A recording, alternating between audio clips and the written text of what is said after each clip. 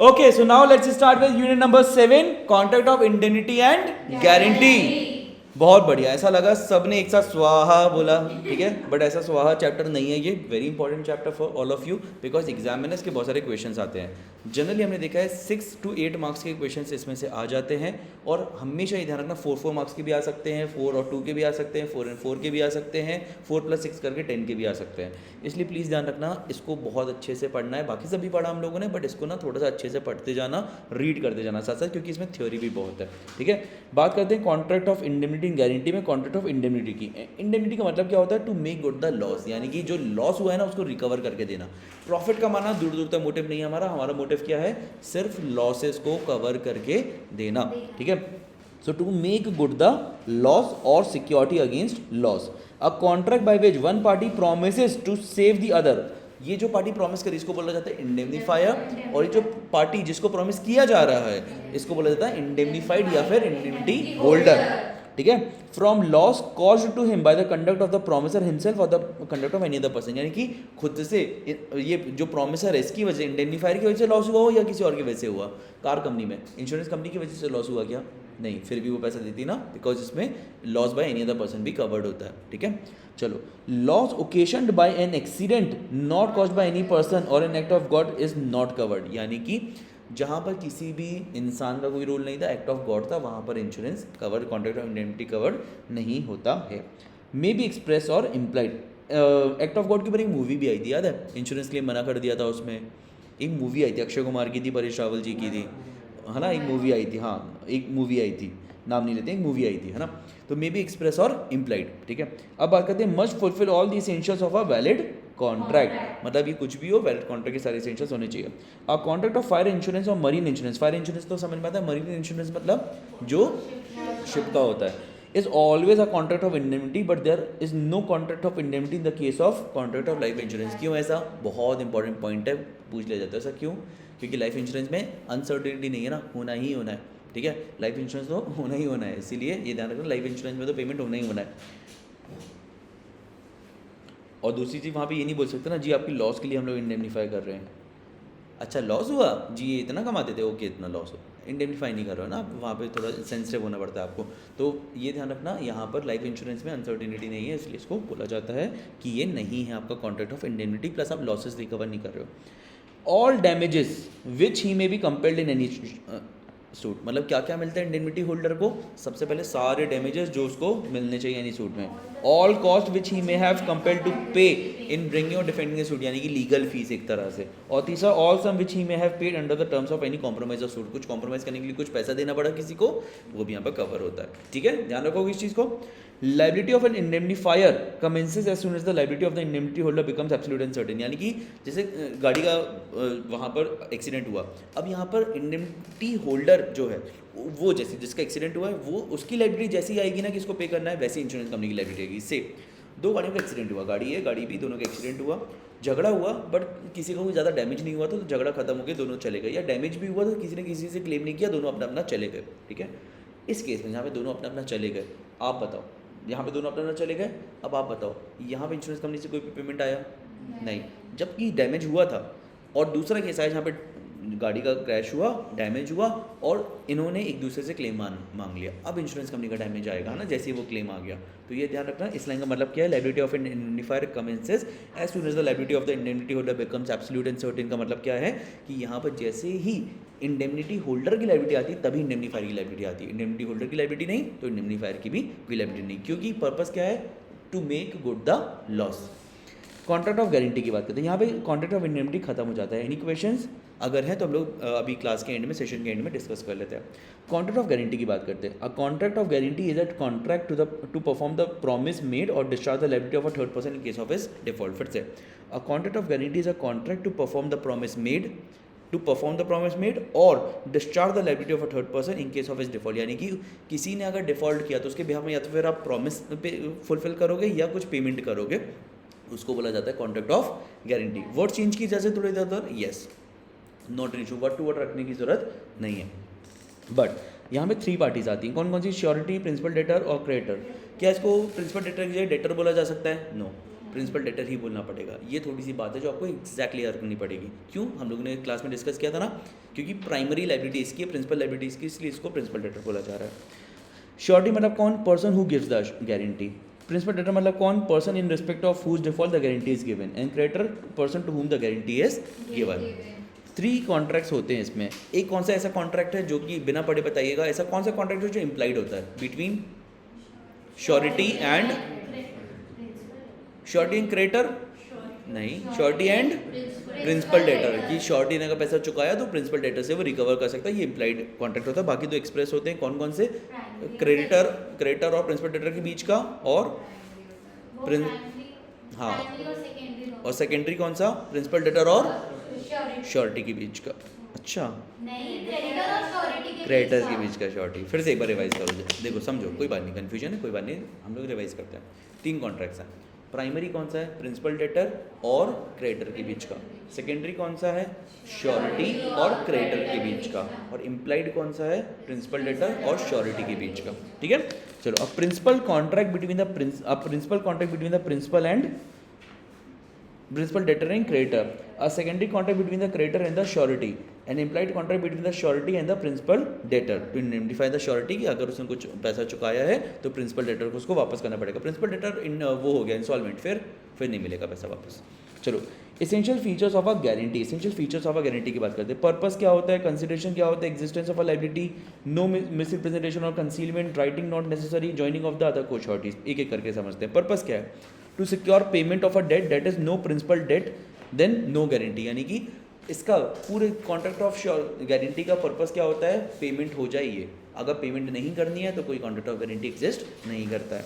Consideration क्या होता है? A guarantee without consideration is void, guarantee without consideration is void, but there is no need for a direct consideration between the surety and the creditor.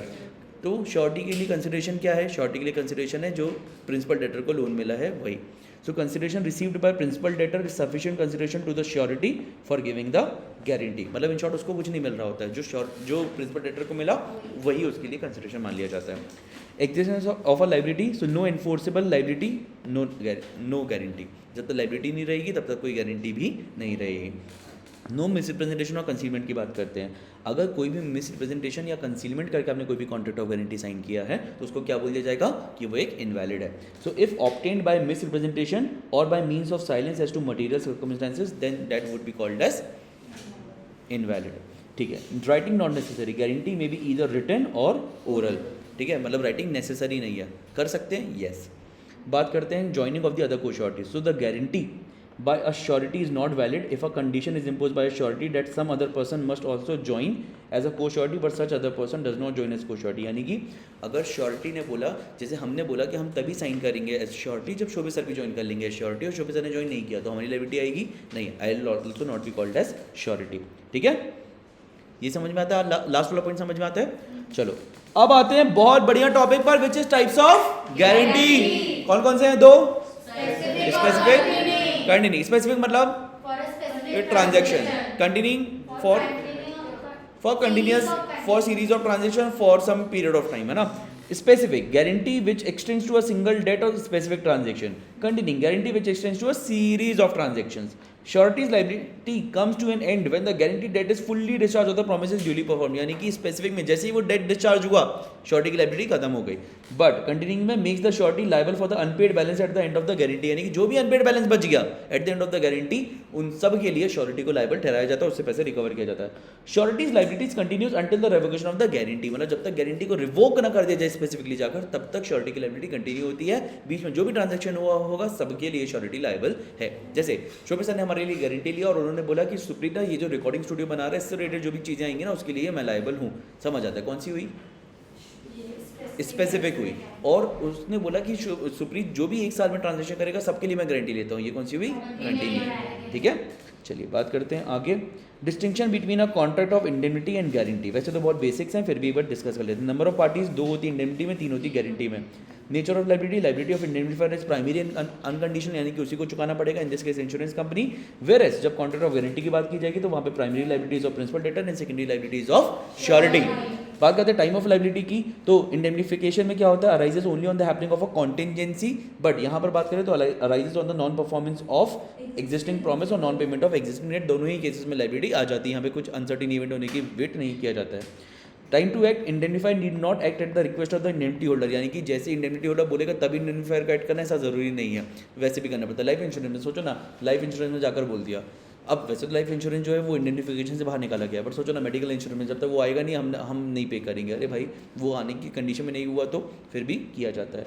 Surety act at the request of the principal debtor only. अच्छा, creditor की request पे भी किया जा सकता है क्या? Yes, अगर कॉन्ट्रैक्ट ऐसा कहता है कि क्रेडिटर भी डायरेक्टली जाके मांग सकता है तो मांग सकता है। Right to sue third party, no until assign, मतलब आप थर्ड पार्टी को स्यू नहीं कर सकते जब तक असाइंड ना हो, जब तक उसने बेनिफिट ट्रांसफर ना की हो आपके पास।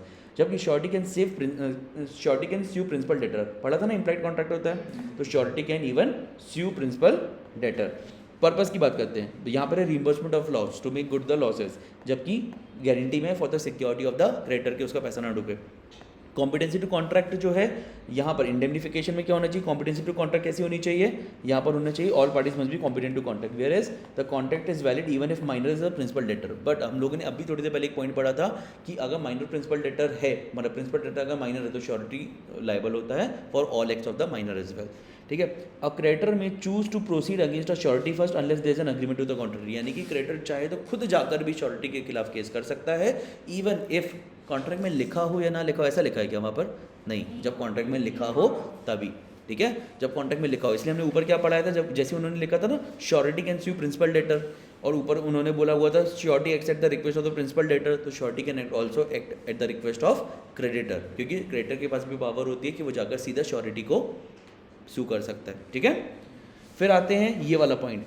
अब ये स्पेशल पॉइंट है आपकी बुक में दिया हुआ था, बट हमने इसको एक एग्जाम्पल से समझाया हुआ है, प्लीज ध्यान से समझिए। A and B contract with C to undertake a liability, ठीक है, and A and B contract with each other that one of them shall be liable only on the default of the other. ये क्या है? ए और B ने मिलकर सी को guarantee दिया, A and B contract with C to undertake a liability. ठीक है, ए एंड बी ने बोला कि हम लायबिलिटी लेने को तैयार है, और आपस में कर लिया कि जब तक बी की गलती नहीं होगी तब तक ए लायबल नहीं, ए की गलती नहीं होगी बी लायबल नहीं। Still liability of A and B toward C is not affected by such idea. ठीक है, ध्यान रखोगे इस चीज़ को। Okay, discharge of a surety की बात करते हैं। डिस्चार्ज ऑफ अ श्योरिटी की बात करते हैं, कैसे कैसे होता है श्योरिटी डिस्चार्ज, कैसे कैसे होता है? By revocation of contract of guarantee, by the conduct of the creditor, creditor की कंडक्ट से। यस, अगर उसने कुछ भी इनफॉर्मली किया या बिना इन्फॉर्मेशन के कर दिया, कुछ भी चेंज कर दिया। By the invalidation of the contract of guarantee, यानी कॉन्ट्रैक्ट ऑफ गारंटी जब इनवैलिड हो जाती है, इसे रॉन्गफुल तरीके से किया था, मिसरिप्रेजेंटेशन किया था, फ्रॉड किया था। Cases where surety not discharge, वो पढ़ना है हम लोग को, तो चलो जल्दी से पढ़ते हैं। By revocation of contract of guarantee, तो revocation of continuing guarantee by notice that is by for future transaction. Continuing guarantee कभी भी पास्ट ट्रांजेक्शन के लिए रिवोक नहीं हो सकती, फ्यूचर ट्रांजेक्शन के लिए होती है। कंटिन्यूइंग गारंटी है ना, एक पीरियड के लिए दिया, सिर्फ शोभा ने 1 साल के लिए हमें गारंटी दिया हमारे बिहाफ में, 8 महीने बाद उनको लगा कि यार ट्रांजेक्शन को सही नहीं जा रहे, तो वो जो भी रिवोक करेंगे वो 8 महीने के लिए वैलिड नहीं होगा, वो आने वाले 4 महीने के लिए वैलिड होगा। Specific guarantee revoked only if liability to principal debtor has not yet accrued, यानी कि आप कब स्पेसिफिक गारंटी को मना कर सकते हो? जब लाइबिलिटी अभी तक आई ना हो। अगर लाइबिलिटी आ गई तो फिर अब आप उसको रिवोक नहीं कर सकते, क्योंकि वो ट्रांजेक्शन हो गया है तो फिर आप रिवोक नहीं कर सकते, नहीं हुआ तो आप रिवोक कर दो। Revocation of continuing guarantee bye surety is that is for future transaction. Continuing guarantee और श्योरिटी की डेथ हो गई, सॉरी किसकी, श्योरिटी की डेथ होगी, तो किसके लिए रिवोक होगी? फ्यूचर ट्रांजेक्शन के लिए। पुराने ट्रांजेक्शन की श्योरिटी तो मर गया, कौन पैसा देगा? उसका एस्टेट देगा, या उसका रियल लीगल रिप्रेजेंटेटिव देगा, कहाँ तक का? जहाँ तक का उसका एस्टेट है। By novation that is fresh contract. बस 5 मिनट हमारे साथ बियर कीजिएगा, 2 पेज बचे हैं और फिर हम लोग इसको खत्म कर रहे हैं, और 2 पेज में इतना शानदार टॉपिक आने वाला है ना अभी इसके बाद कि आपको मजा आ जाएगा। बात करते हैं bye the conduct of the creditor. ठीक है, अब आप लोग ये तो नहीं सोच रहे हैं कि हाँ हम लोग तो पहली बार पढ़ रहे हैं ना, तो शानदार टॉपिक आने वाला है। आई नो आप लोग थोड़ा सा रिवीजन मोड में हो, बट फिर भी ध्यान से समझिएगा, बहुत मजा आएगा। By variance in terms of contract without surety's consent, अगर क्रेडिटर ने कुछ भी ऐसी टर्म्स में चेंज किया विदाउट श्योरिटीज कंसेंट, तो उसको मान लिया जाएगा कि यहाँ पर कॉन्ट्रैक्ट डिस्चार्ज हो गया।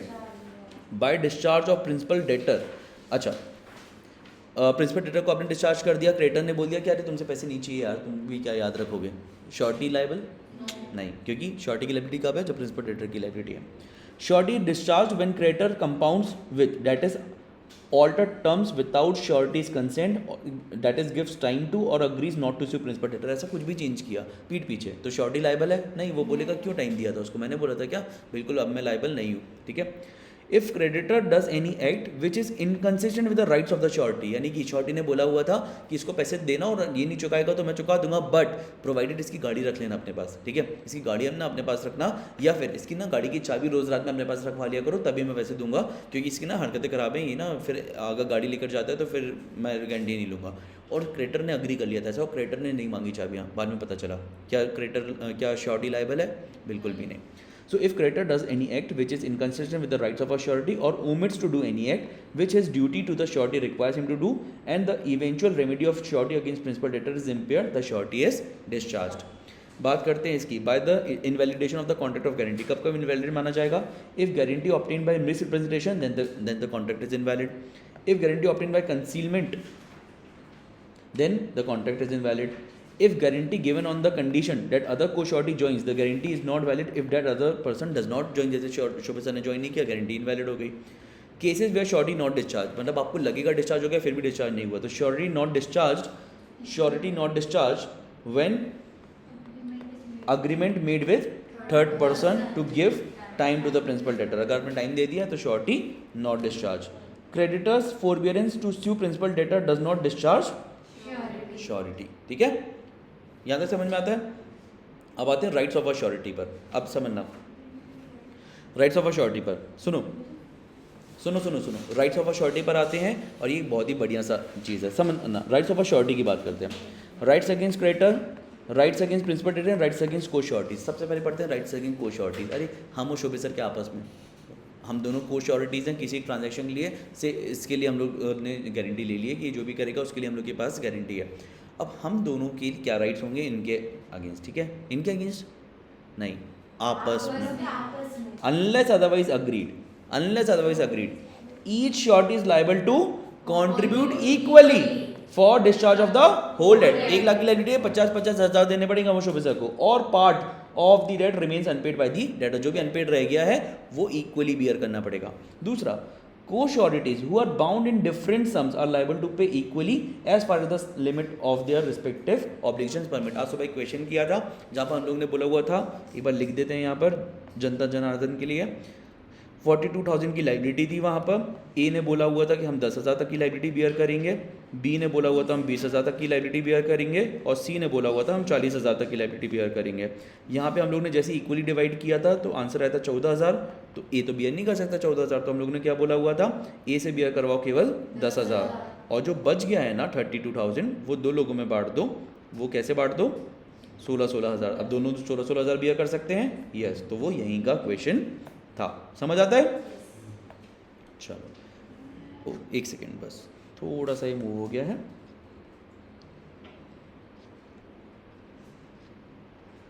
एक सेकेंड बस, आई थिंक हम लोग थोड़ा सा आगे गलती से, यस, हाँ, यहाँ तक समझ में आ गया, ठीक है। यहाँ पे हम लोग ने एक केस भी यहाँ पे बनाया हुआ था, आई होप आपने पढ़ लिया होगा, उसमें कुछ समझने की जरूरत नहीं है। अब आते हैं rights against the principal debtor, ठीक है। तो right of subrogation, that is surety upon payment और surety upon payment or performance of all that he is liable for is invested with all the rights which the creditor had against principal debtor। यानी कि से creditor ने कुछ गाड़ी गिरवी करवा के रखी थी, जैसे अभी बात की हुई थी, है ना, तो वो किसको मिल जाएगी वो गाड़ी गिरवी रखवाने का right?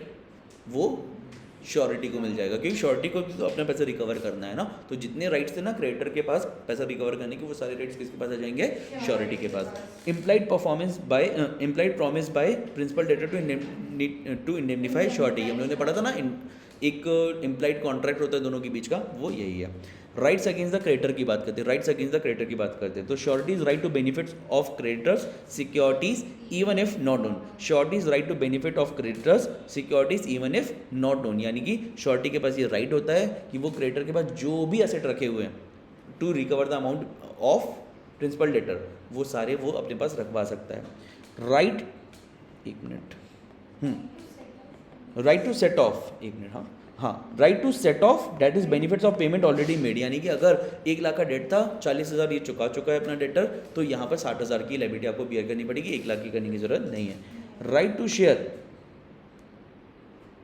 That is proportionate claim, तो यहाँ पर अगर 50,000 का लोन था, 25% रियलाइज हो गया प्रॉपर्टी से, तो आपको कितना सिर्फ 37.50 ही चुकाना है, प्रोपोर्शनेटली चुकाना है, ठीक है, समझ में आता है? ओके इसके साथ हमारा यूनिट नंबर 7 खत्म हो गया। बट एक चीज़ ध्यान रखिएगा, यूनिट नंबर 7 जो था ना वो एक थोड़ा टेक्निकल था, हम लोग ने थोड़ा जल्दी किया हुआ है। आपको ये समझना है कि आपको ना इसको रीड करना है, मॉड्यूल से भी रीड करना है और आपको यहाँ नोट से भी रीड करना है। जैसे आप ये दोनों रीडिंग खत्म कर लेते हो ना, आपको क्वेश्चन सॉल्व करने हैं और उसके बाद आपका ये बढ़िया तरीके से कवर हो जाएगा। Okay, thank you.